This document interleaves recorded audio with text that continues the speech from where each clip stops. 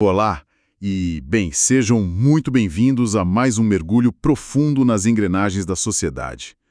O nosso foco de hoje nos leva direto para a seção 2, capítulo 2 do livro, é o capítulo intitulado Tipos de Comunhão e Sociação. Ou, para mantermos a precisão do original alemão, Typen der Vergemeinschaftung und Vergesellschaftung. Exatamente.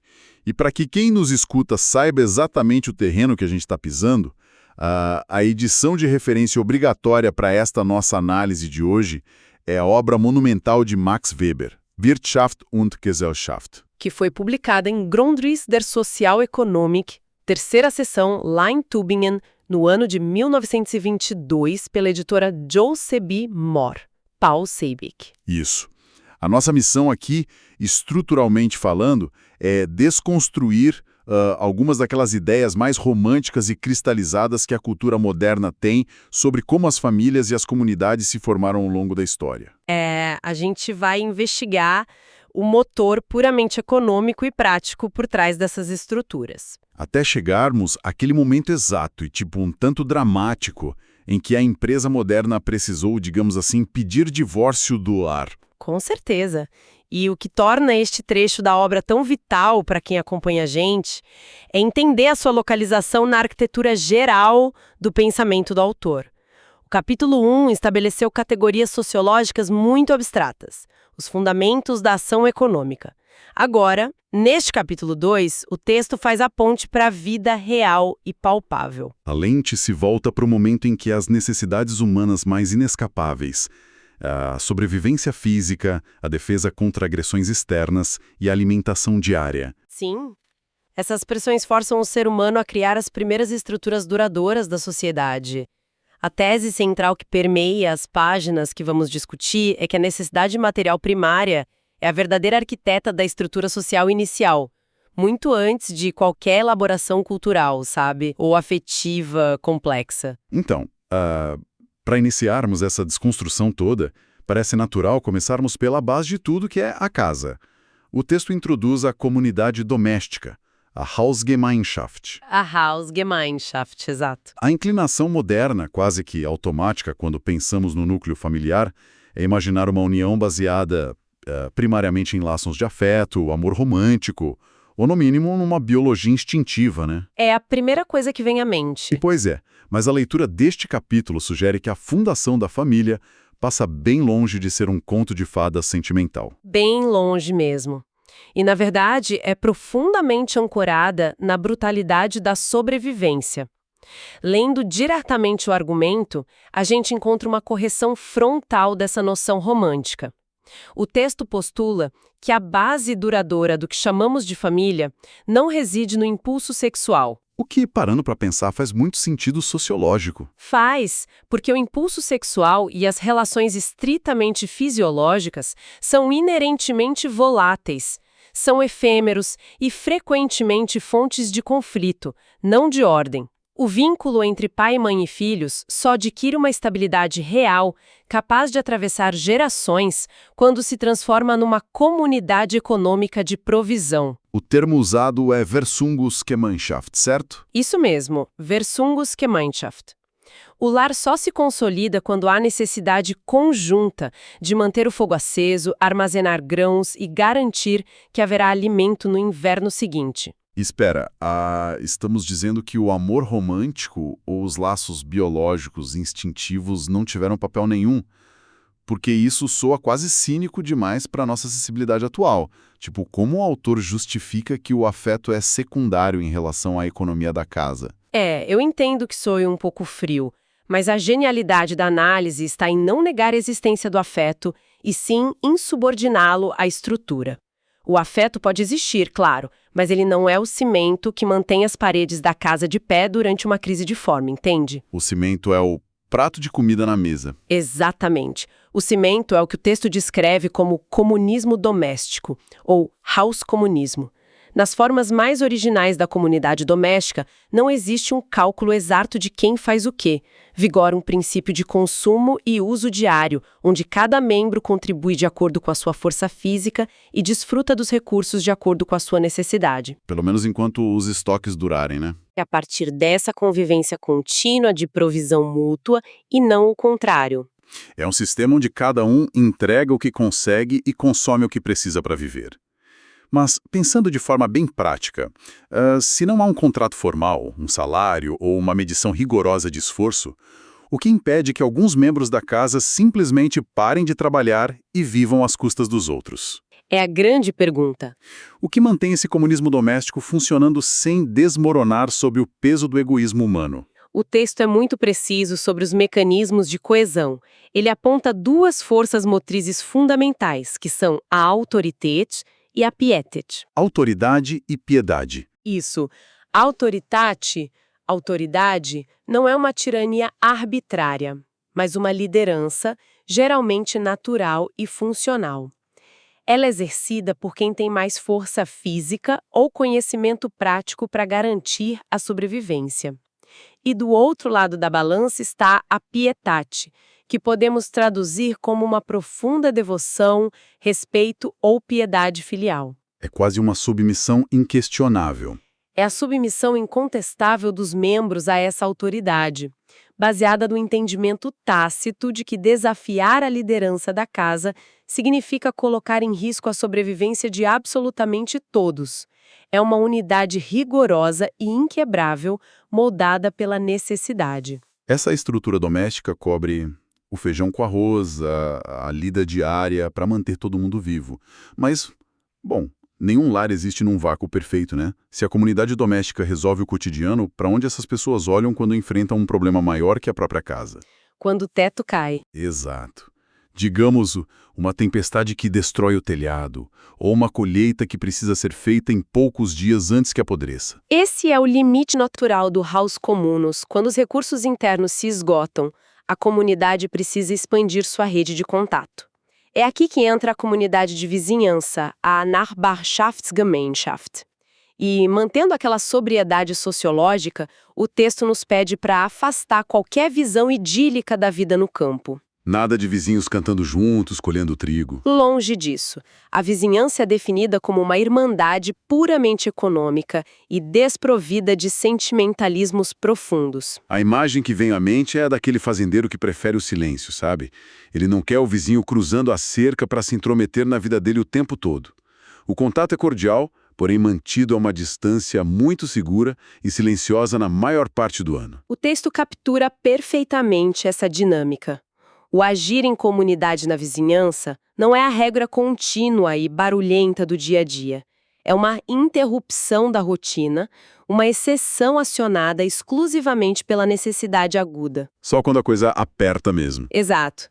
A ética dessa relação é resumida por uma máxima camponesa global que é: como fazes por mim, farei por ti. A fraternidade da vizinhança é sóbria, calculada nas entrelinhas.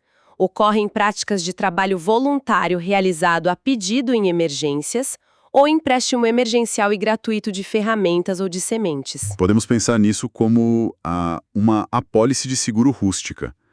Alguém não empresta o trator ou passa 3 dias no sol ajudando a reconstruir a casa do vizinho por puro altruísmo.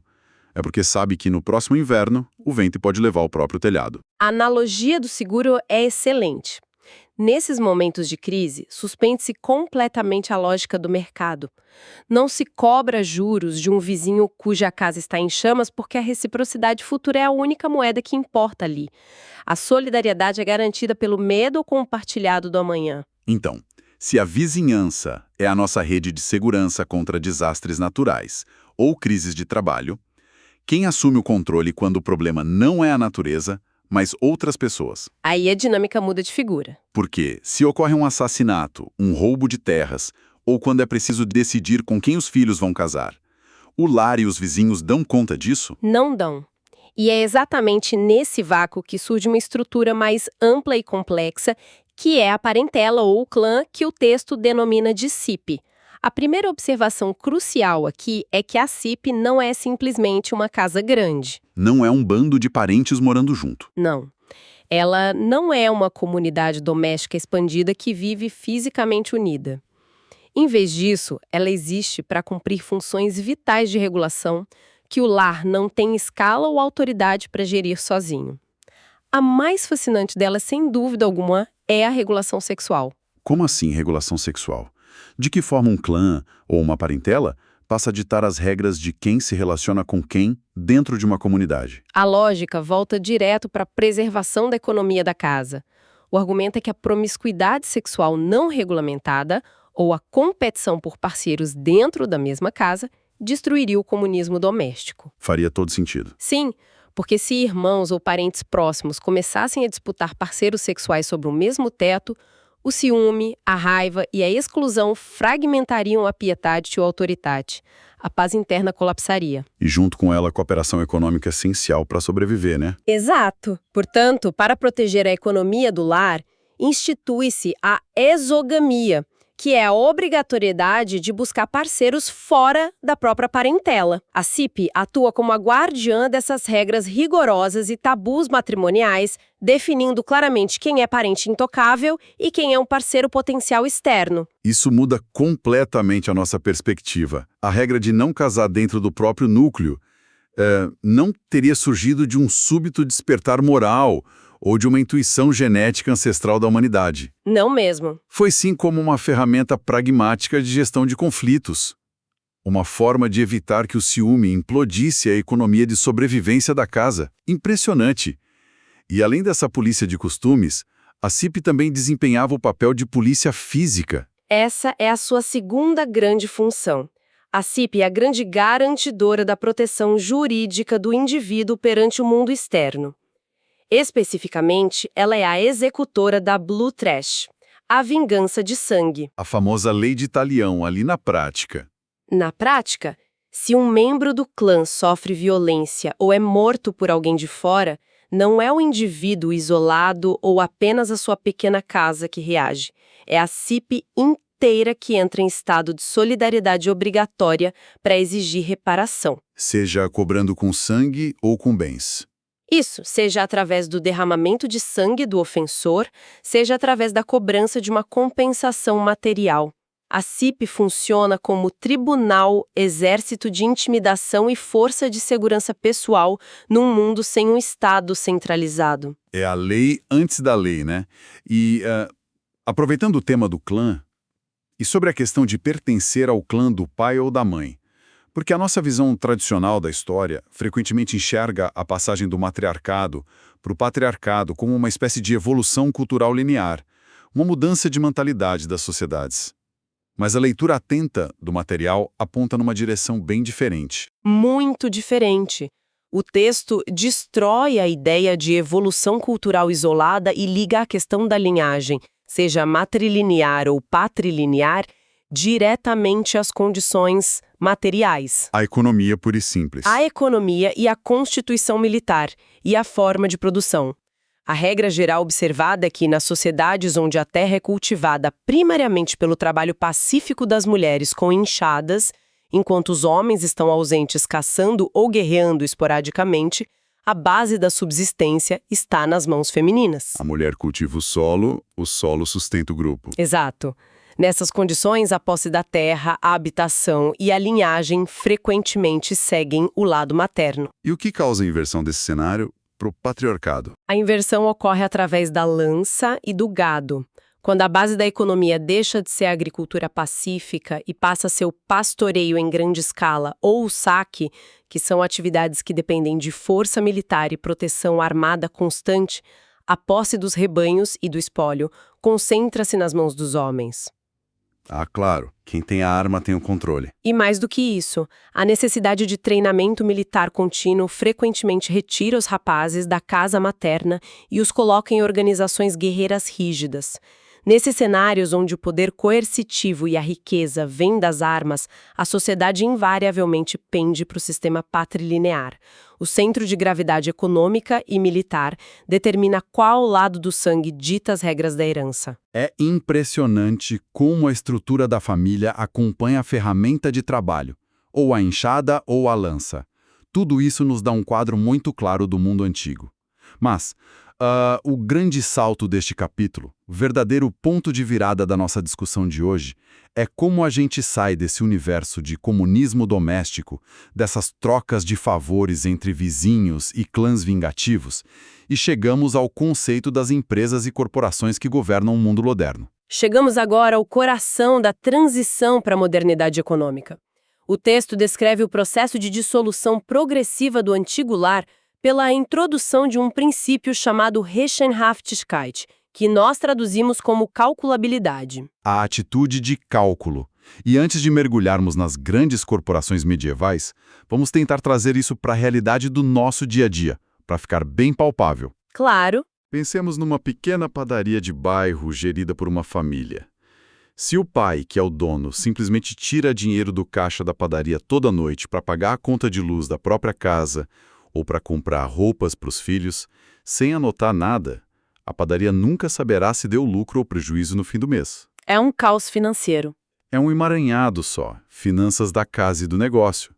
A calculabilidade, então, seria aquele exato momento em que alguém diz: espera, a gente precisa de 2 gavetas separadas para o dinheiro. É isso. A analogia é perfeita e capta exatamente a essência do problema. À medida que a economia monetária se desenvolve e o comércio se expande, o antigo comunismo doméstico, onde ninguém anotava nada e o consumo era indiferenciado, torna-se um gargalo perigoso.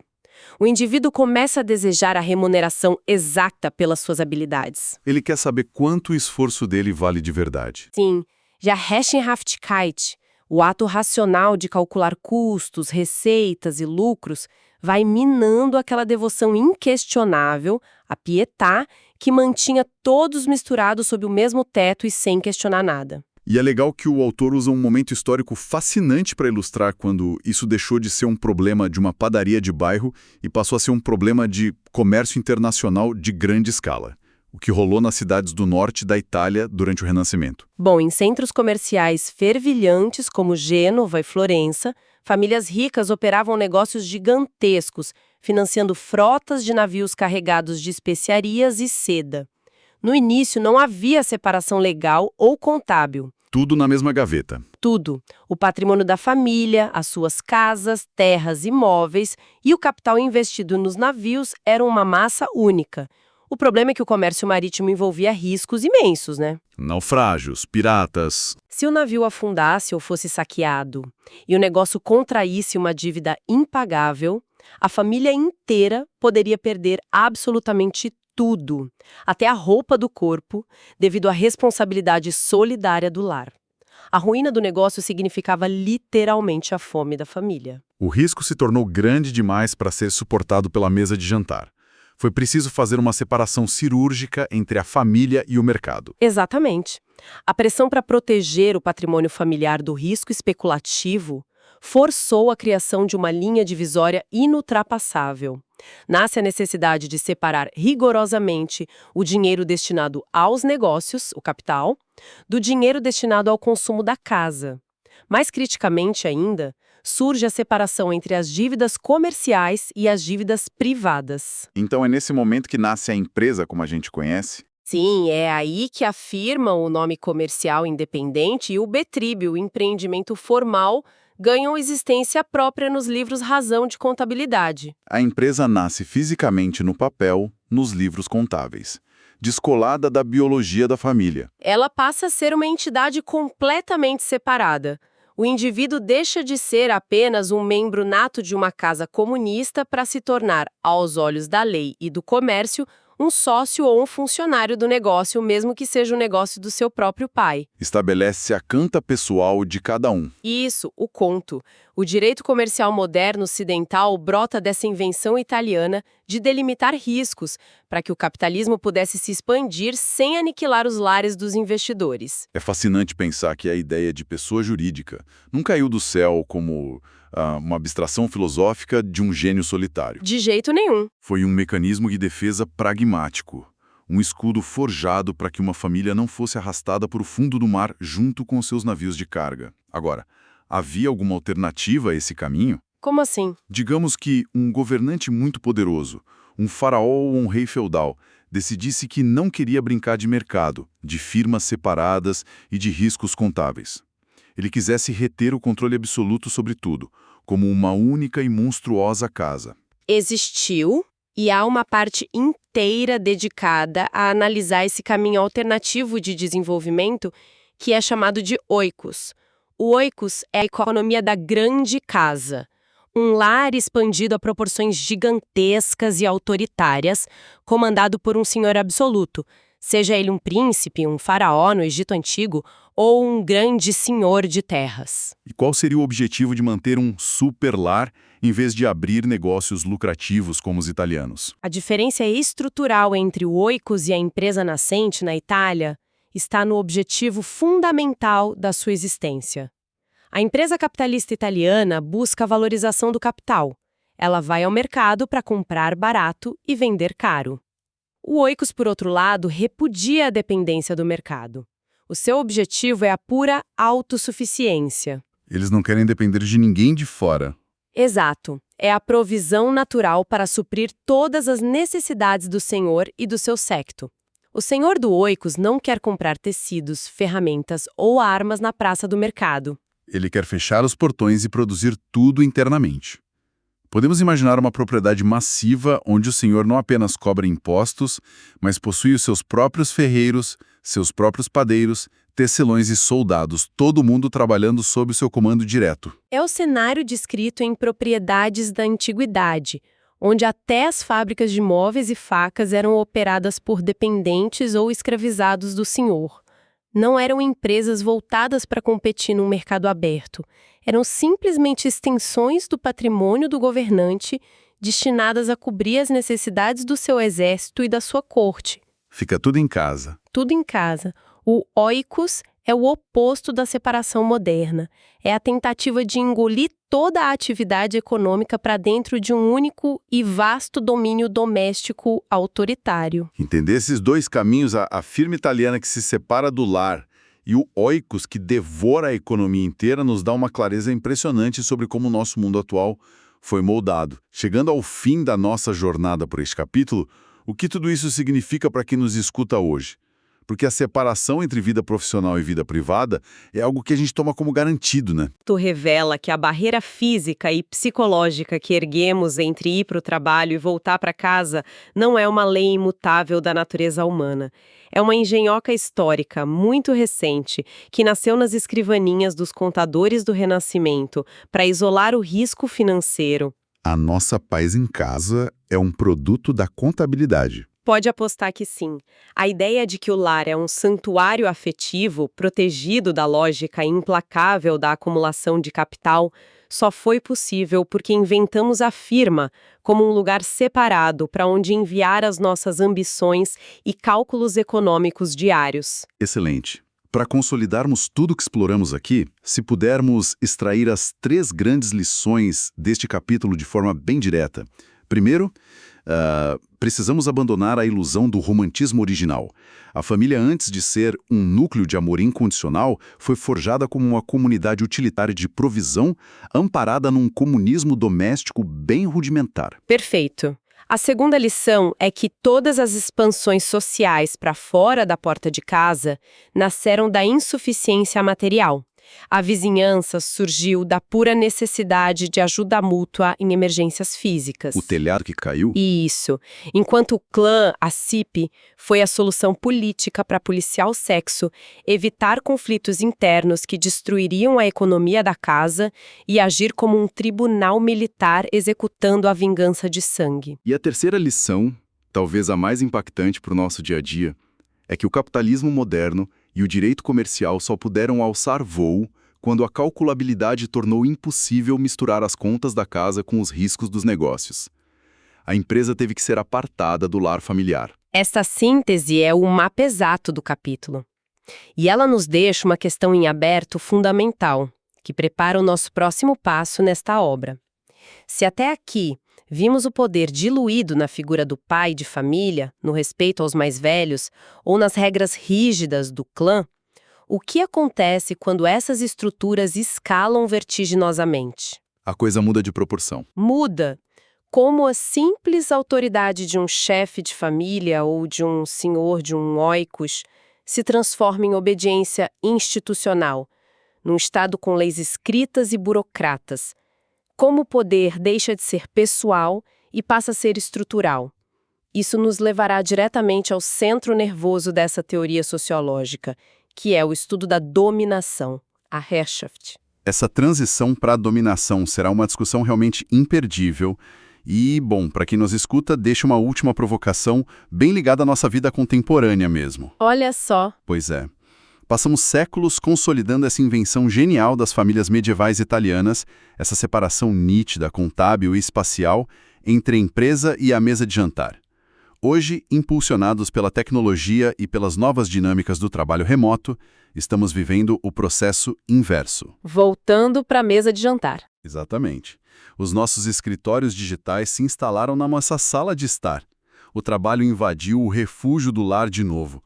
Será que, ao desfazermos a separação física entre a firma e a casa, não estamos de forma inadvertida e invisível fundindo novamente lógicas que demoraram milênios para se separar? Fica aí a reflexão para continuarem explorando. Muito obrigado por nos acompanhar em mais esta profunda investigação. Até o próximo mergulho.